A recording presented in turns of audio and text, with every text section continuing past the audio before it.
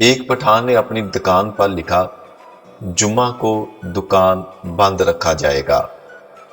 एक और पठान ने जब ये पढ़ा तो वो सोच सोच कर पागल हो गया कि यार बंदर दुकान कैसे खा जाएगा। एक खावंद ने अपनी बीवी से कहा कि मुझे एक अक्लमंद औरत से शादी करना चाहिए थी। ये सुनकर बीवी बोली, अक्लमंद औरत कभी शादी करती ही नहीं है। आदमी ने जवाब दिया, बस मुझे इसी बात का प्रूफ चाहिए था।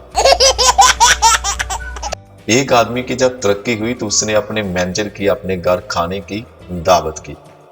जब वो खाना खाने लगा तो उस आदमी का एक छोटा बच्चा कमरे में दाखिल हुआ और उसने उस मैनेजर को देखकर कहा, अबू जान, ये अंकल इतने मोटे तो नहीं हैं, फिर आप इन्हें गैंडा क्यों कहते हैं?